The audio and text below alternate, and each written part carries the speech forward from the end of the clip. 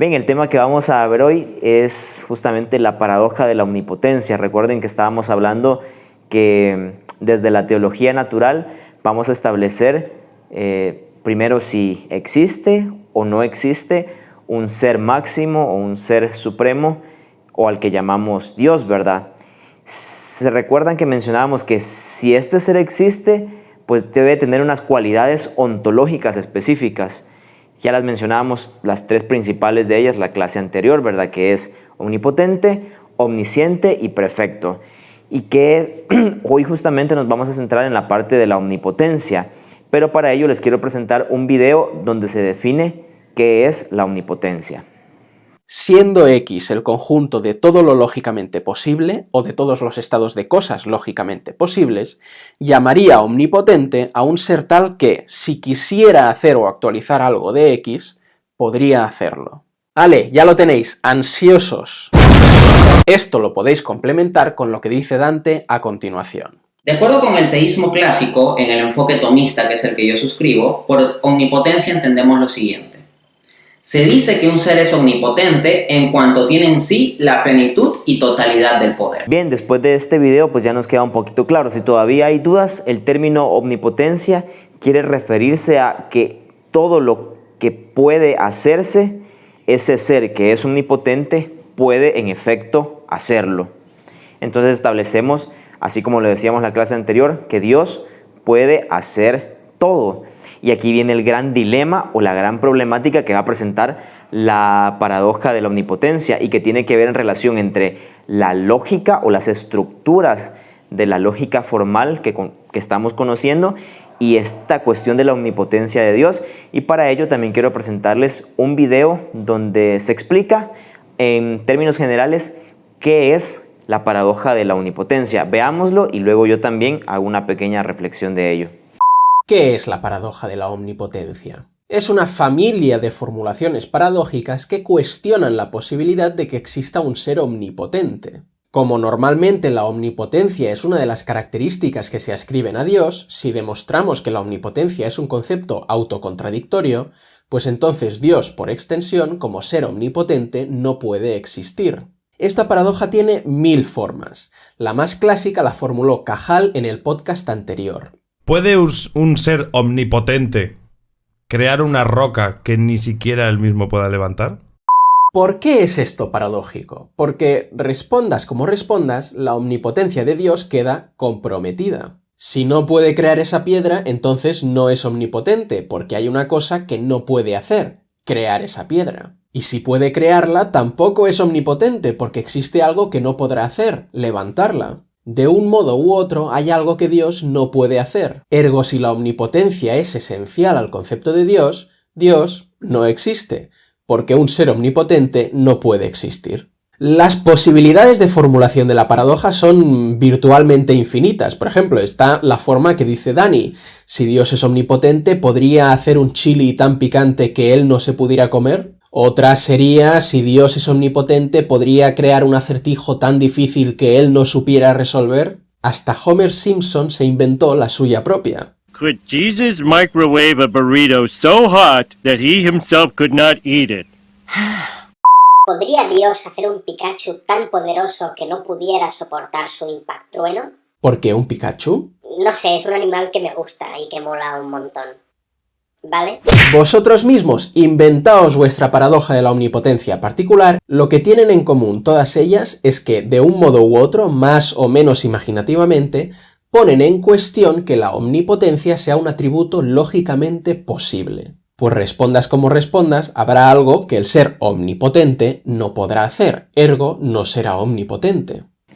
Ok, si se dan cuenta, el dilema es bastante interesante. Tenemos una cuestión donde lógicamente parece incoherente la cuestión de la omnipotencia, porque si Dios puede crear algo, como el ejemplo lo decía, una roca tan pesada que ni él mismo pueda levantar, caemos en una imposibilidad, ¿verdad? Entonces la omnipotencia parece ser ilógica. Muy bien, entonces, ¿qué es lo que vamos a hacer? Habiendo entendido qué es esta paradoja de la omnipotencia, en la hoja de trabajo 1, el primer inciso, el primer ejercicio es justamente que ustedes puedan redactar su propia paradoja.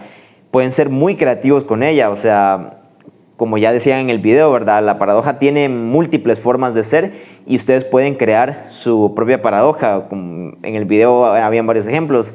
Si Dios puede crear la roca más pesada que no pueda levantar, o un chile tan picante que él no se pueda comer, o un Pikachu tan poderoso que no pueda soportar Dios el impacto de este. Pueden ser muy creativos. La idea es confrontar de forma lógica la omnipotencia de Dios. Es decir, si Dios puede crear algo que luego no puede detener, o que no puede levantar, o que no puede retener, etcétera, ¿verdad?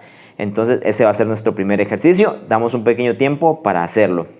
Bien, entonces le voy a pedir al profesor Celso que pueda ponerle stop al video y luego continuamos para la siguiente parte. Ahorita redactamos eso y a la vez respondemos también la segunda pregunta, que es: ¿cómo es que este argumento o esta paradoja de la omnipotencia llega a la conclusión de que Dios no existe?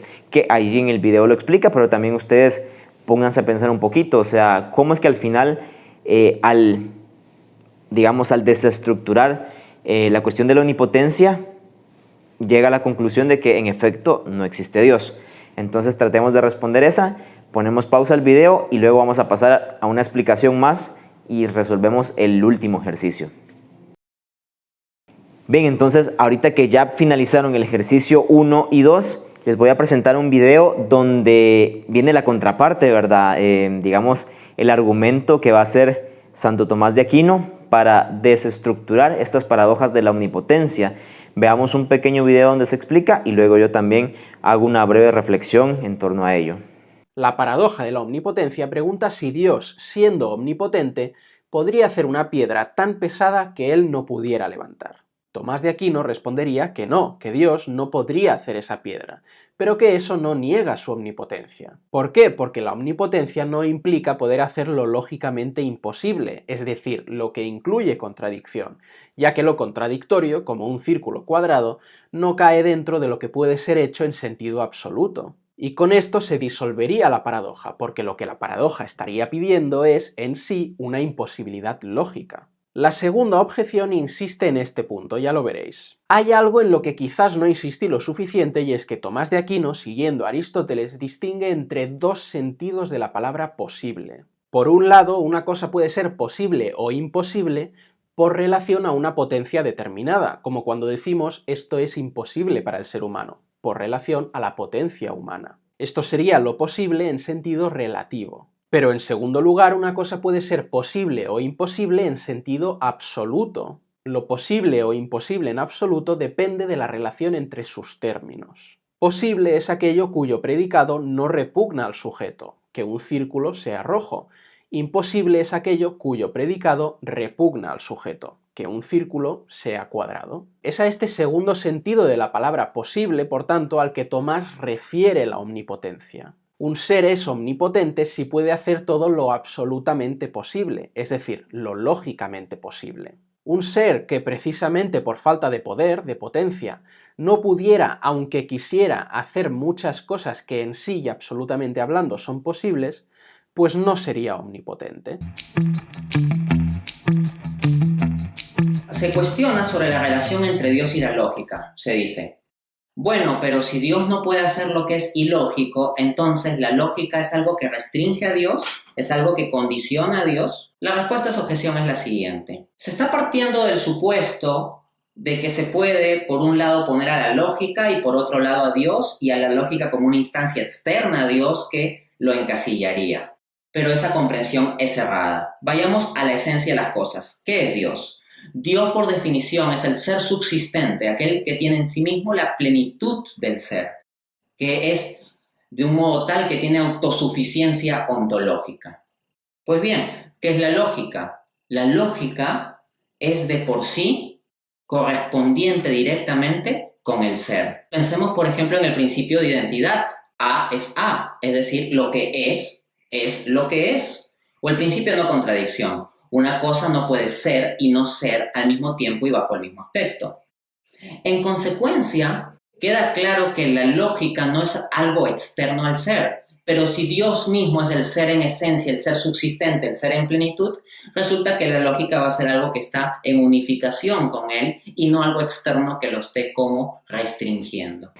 Si se dan cuenta, es bien básico lo que Santo Tomás hace para desarticular esta problemática de la omnipotencia, y es el hecho de decir, bueno, es que la lógica que estructura a todo lo real no es ajena a Dios, sino que más bien Dios y la misma lógica son una sola, ¿verdad? Están dentro de la misma estructura ontológica. Entonces, pensar que Dios puede hacer un círculo cuadrado, o pensar que Dios puede hacer un triángulo redondo, o crear una piedra tan pesada que Él mismo no pueda levantar, está fuera de la esfera de lo posiblemente lógico. Entonces aquí es donde ese argumento prácticamente queda desestructurado, ¿verdad? Ahora bien, habiendo entendido esto, yo quiero que ustedes con sus propias palabras lo expliquen en el tercer inciso, ¿verdad? Quiero saber si el argumento se entendió y ustedes son capaces de ponerlo en sus propias palabras. Y con eso ya terminaríamos nuestro ejercicio.